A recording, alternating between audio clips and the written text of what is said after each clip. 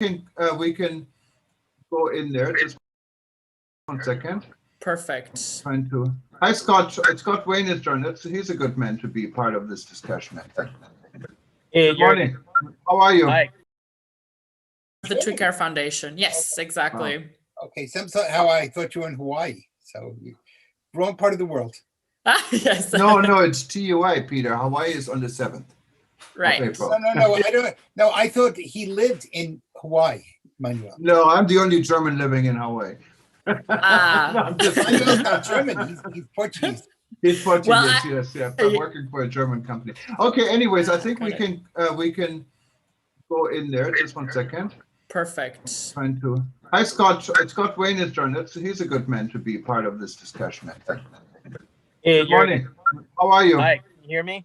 Yes, I can hear you fine. We're just about ready to go. I'm just trying to. I'm in my car at the moment, but almost home. So. Are you in Washington or? I'm in Washington. I'm actually right in front of the Watergate building. Oh, wonderful. Hi, Scott. How are you? This is Peter Tarlow. Hey, Peter. Good We to haven't hear chatted your in a voice while. again. Pardon? Good to hear your voice again. Been a while. Yes. Be I can careful. see you. There you are. Yeah. I used to live not very far away, as you know. Yeah. On the George Washington campus, or more or less, on G Street. I'm just a couple blocks from there. So. I know. Yeah. All right, guys, I think we can start. Sorry for the delay. Just give me 45 seconds. I'm going to mute everybody.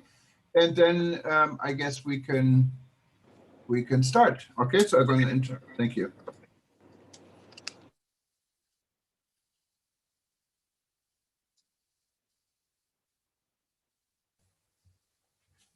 Right. So if I can. Okay, yeah, give me just 1 second. I'm going to start and just trying to get it. Aloha and good morning. My name is Jürgen Steinmetz, joining you from Livestream.travel and eTurboNews in Honolulu.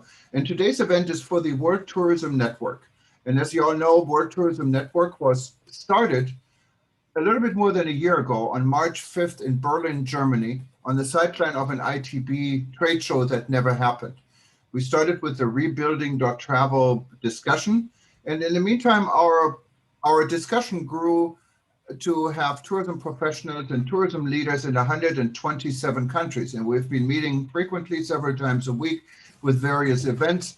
And we have been very active over the last year. And in December, the rebuilding.travel formed the World Tourism Network. World Tourism Network has now close to about 1,800 some members, also in 127 countries, and we're here again. For those of you that are not a member of WTN yet, you can easily become a member. They're both complimentary and paid options.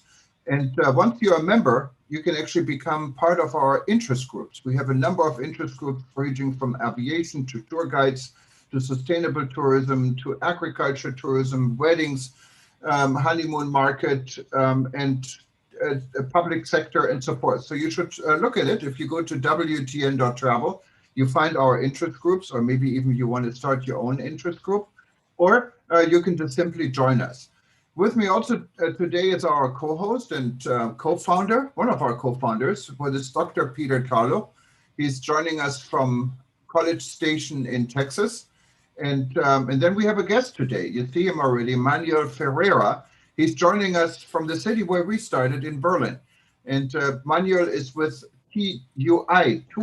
And I think a lot of you, especially I see a lot of participants here in Europe, know very well what TUI is. TUI is probably, if not one of the largest or the largest tour operator in the world. They're based in Hanover, Germany.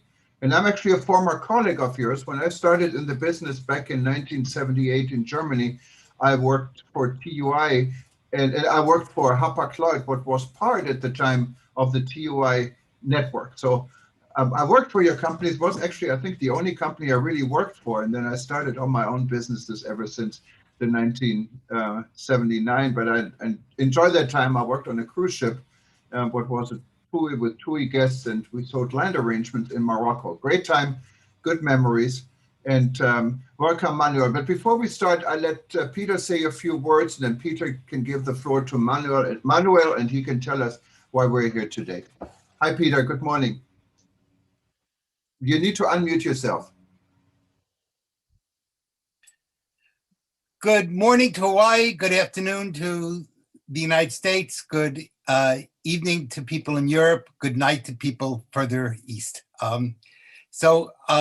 This should be a very interesting part of our series on really rebuilding travel and the whole issue of how important we are in redeveloping what was, and now unfortunately I have to say in the past tense, the world's largest industry.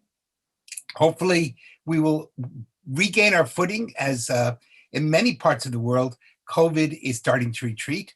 Unfortunately, I think in Europe, they're going through another phase, but certainly here in Texas, we have made tremendous progress and our numbers are going down radically. They're dropping every day. There are less and less people who have it, and the people who do have it are mainly young people who have the equivalent of a cold. So almost our entire senior citizen population has been vaccinated. And that's good for travel. That's going to allow people to have the confidence, hopefully, to begin again. You may have noticed I put in the background, there's a Paschal lamb, kind of to celebrate. This is both Passover and Easter. So no matter what side of the religious divide you're on, that lamb is for you. And it also represents a sense of caring and love. And that's really what tourism is all about. So I had the privilege of speaking with Manuel a few moments ago. We both speak Portuguese, and I think Manuel is originally from Portugal. So I don't know which part of Portugal he's from, but I'm going to take a guess, maybe around Porto, something around that area. And I know Portugal extraordinarily well, and I'm going to turn the floor over to Manuel.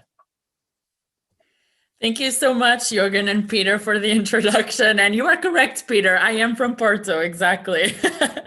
A very good guess. And we are here today, of course, to talk about Corona relief. So I'm Manuel Ferreira. I'm from Portugal, as Peter correctly guessed. And currently I am based in Berlin with the TUI Care Foundation. So this is the independent foundation of the TUI Group, which, as Jürgen pointed out, is exactly the world's largest tourism operator.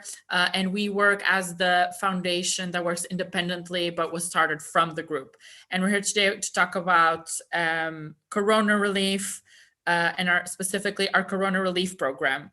I do have a little presentation for you just to guide a little bit my thoughts and to also really be as accurate as I can. So I hope everyone can see this. Perfect. About the COVID-19 relief program for tourism, I wanted to talk a little bit about the agenda that I had planned for us today.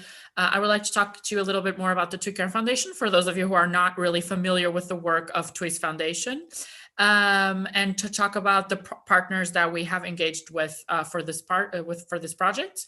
To talk to you about the COVID-19 relief program for tourism, which is why we're here today, and how the TUI Care Foundation and the German government is really financing a relief program for the recovery of the tourism destinations, and how the TUI Care Foundation and Impact, our partners, are helping with the implementation of the program. Then we're going to talk a little bit about what kind of participants we have, hear from the businesses themselves, and have a Q&A.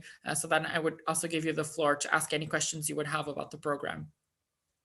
So a little bit about the TUI Care Foundation and our partners. The TUI Care Foundation builds on the potential of tourism as a force for good. So here we really want to engage the holiday makers and TUI customers, of course, to contribute to communities all over the world and give back to the travel destinations that have given our holiday makers so much. We work globally, but act locally. And we work mostly with partnerships with international organizations that have already social projects on the ground in these tourism destinations and that are creating long-lasting impact. So we channel, especially through the book flow, where holiday makers contribute when they're booking their holiday packages with us. They channel these funds to TUI Care Foundation, and then we can really support these organizations in implementing their projects. But as you can see, for our COVID-19 relief program, which is fully funded by the German government, not a single penny from TUI goes into this project. This is something that is different for the project in particular. And the TUI Care Foundation works independently from TUI and is based in the Netherlands, whereas TUI Group, as Jürgen pointed out, is based in Hanover, Germany. TUI Care Foundation's key fields of engagement are in education, in environmental protection, and economic development. So these are the three key areas that TUI Care Foundation usually operates in. However, in our vision, we are seeing that due to the current circumstances of the world, and here you have a bit, you can also check a list of our ongoing projects in our website, tuicarefoundation.com. We are really present over 30 projects in 25 destinations worldwide. But beyond these fields of engagement, we are seeing that there truly is a need to be involved in corona relief activities due to the effect of the pandemic in our industry. And to help overcome these effects, we have launched a series of projects. And here it's interesting because it's not only just about the partnerships that we established with organizations that are already running projects, but we are initiating our own projects. So this is a big, let's say, novelty for TUI Care Foundation. So still in this aspect of partnerships with local charitable organizations and NGOs, we have launched the 100 Helping Hands program. And also the Food Security Initiative in order to support food banks and tourism communities to cover the basic needs of populations in times of crisis. But then our own initiated projects. So within this Food Security Initiative, we have our own self-initiated project in Mexico called Community Changemakers. It is supporting schools, local communities with food relief, but also in the organization of workshops that provide professional skills for these people. For the COVID-19 relief program for tourism, this is a joint initiative, as we will find out later. And a little bit about our impact. Right now, we have contributed to 4,000 people who are given access to in-depth career training, and over 10,000 people received support to improve their incomes and entrepreneurial livelihoods. At the same time, with our nature conservation projects, we have contributed to the protection of over 2 million elephants and turtles. And also currently with our Corona relief initiatives, over 50,000 people have indirectly benefited from them. So we are currently trying to maximize our impact, but really also really happy with the success that we had so far. For our COVID-19 relief program for tourism, which again, this is why we're here today, our key partners are the GIZ. The GIZ is a German developmental agency that basically implements projects that are commissioned by the German government. And that is what they're doing right now with our own project. Meanwhile, we have Impact, which is a nonprofit organization, which is based in Berlin and has the aim of empowering entrepreneurs and ecosystems. So they're really about entrepreneurship and supporting startup networks. So we really thought it was the perfect match between us as an organization that's trying to support the recovery of destinations and holiday destinations, and Impact trying to really contribute to startups and small companies. Our donor and our project donor for this project is the Federal Ministry for Economic Cooperation and Development. So this is a cabinet level ministry of the German government.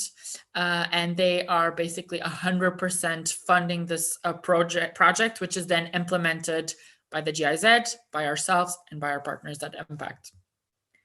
And about the COVID-19 relief program for tourism. So in case you are not familiar with this program, it aims at supporting the recovery and growth of tourism and tourism-related businesses, specifically in 4 countries, which are Mexico, Kenya, Jordan, and Indonesia. This program is a part of the wider Empowering Entrepreneurship Initiative, which is an initiative that was launched by our partner organization, Impact. And this initiative has actually 2 programs. So one that is sector agnostic and is targeted at 180 companies from all different sectors of industry that have been affected by the corona. And then we have this one, which is the specific program for tourism where we are involved and aiding in the implementation. And as I said before, these programs are fully funded by the GIZ through a commission from the BMZ. So really our donor is the German government. So what's in it for the participants? And I'm talking specifically about what this program entails. So the program has 3 key pillars. The first one is, of course, the funding, is the financial support that comes from the German government.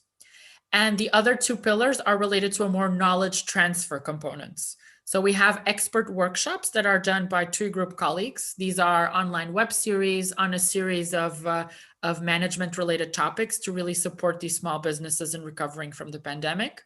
And the second one is a mentoring program where we have 97 TUI Group mentors that are acting as support to really tailor a feedback, growth models, and really assisting these businesses in scaling up their business models. We had our application period back in September. We had over 1,000 applications. And then we had the selection throughout November with the assistance of TUI Group. And finally, we initiated the program with some online kickoffs in December and had 6 months of our program. And the first program was more focused on these online trainings, as I said. And then the second phase, which started just this month, we really have the engagement of all our mentors and starting the mentorship component. In terms of our expert trainings, as I said, this was a series of management related topics. We had resilience, communication and leadership, brand management, digital transformation, access to markets. So really all topics that are related not only with the future of tourism, such as sustainability, that was a big topic, but also about what is needed to recover and grow throughout the coronavirus pandemic. And these were done through a series of online web series with live Q&A sessions with the participants. And they were also encouraged to do mandatory personal assignments that they'd then have to report on. So we really thought that this was the way to maximize the educational experience and all this knowledge transfer that comes from TUI Group as a leading tourism business. Meanwhile, the mentoring program, which was kickstarted this month, is really composed of monthly sessions and weekly check-ins with the participants, personalized analysis, and then the mentors also connect with themselves to share resources and within, of course, what is not confidential for the TUI Group, share as many resources as they can with the participants of the program. And as I said, the TUI Group has really been an important force in the delivery of these knowledge transfer components, because although there is no involvement whatsoever from TUI Group for the financial side of the project, they are really being the heavy lifters of the knowledge transfer component, because they supported in the selection of the programs. They are the mentors for our program, and they also provided with all the online workshops that we are providing to our participants. And now on the side of the participants, so who are these businesses that are in these 4 countries? So we had, as I said, a lot of applications coming in. We had over 1,000 applications over these 4 countries. In the end, we could only interview 202 for what we wanted to be these 150 last spots for the tourism business that gets supported through the program.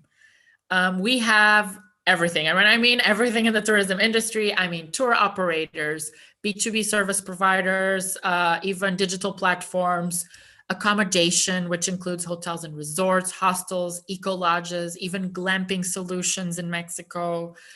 We have hospitality, even a museum, travel agencies, tourism consumer goods producers. So they produce food or other consumer goods that are sold directly to tourists, but also tourism consulting companies and social enterprises. So we have here a well-rounded mix of companies because really the key goal of the German government is to support the infrastructural recovery of tourism destinations. And that is why it was also important to have such a variety of businesses in the mix of the beneficiaries. You have access to all the links, especially if you go to our website or the website of our partners Impact, of the kind of businesses that we have. Here are just a few examples.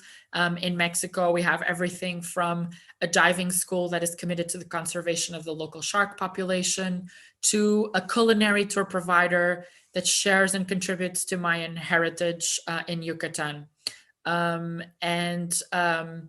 We really wanted to highlight businesses that have a high potential for community impact or environmental impact. So we really wanted to see not only small businesses, but businesses that really represented the future of travel, which is sustainable travel. And this was really an important aspect for us. In Kenya, we also have, for example, the Sustainable Travel and Tourism Agenda, which is an organization that consults other businesses into how to make their tourism solutions as sustainable as possible. Meanwhile, in Indonesia, we have the example of Mana Earthly Paradise, which is a resort that is trying to implement as many sustainable practices as they can. This includes having their own permaculture garden, for example, upcycling glass, and really minimizing plastic consumptions. It's fully solar powered, and they use sustainable materials for the creation of the hotel. And this is an upscale luxury hotel. So it's nice to see that, you don't have to be a small accommodation provider to really showcase these kind of sustainability trends and initiatives that you can implement all around accommodation providers. Finally, in Jordan, we have the example of Akabawi. This is a provider of cultural experiences. So they invite visitors to Aqaba, which is, as you almost know, really a cruise ship destination. Their offer in terms of tours and excursion providers is mostly sustained in the scuba diving offer, since they're Jordan's only major coastal town. So Aqabawi wanted to highlight the authenticity of their cultural heritage. So they invite tourists to do alternative activities, such as experience local culinary heritage through culinary classes, as well as doing their own handicrafts with local materials and trying to stay true to the authentic handicrafts and artisanal culture in the local environment. So as you saw, a lot of variety over this program and the kind of businesses that we are supporting through this knowledge transfer component, and also through the financial support given by the BMZ. We have a little participation video. I don't know if by sharing it like this, you will be able to hear it.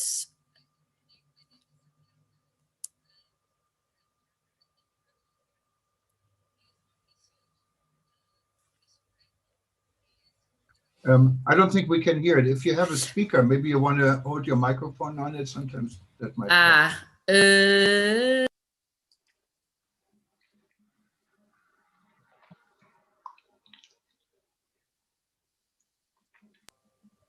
Okay, I will try to do it like this. We could make up a story as it goes along.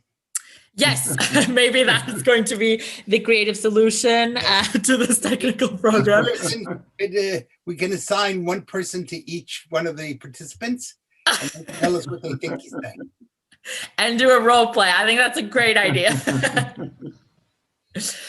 So basically, here we have the sharing of Mauricio Moreno and his mother, Ana Lara. They are basically sharing about their guest house, which is a Grado guest house. It is a guest house in Oaxaca, Mexico.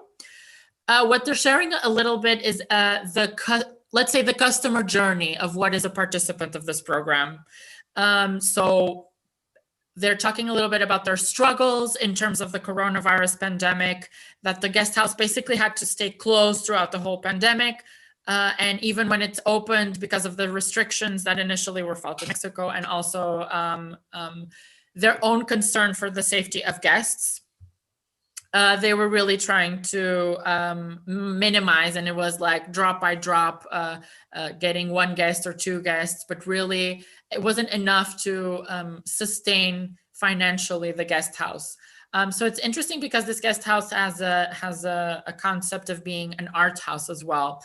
So besides being a typical boutique hotel, they invite artists from all around the world to have, let's say, a residency and to perform for the guests, and they have their room and board covered.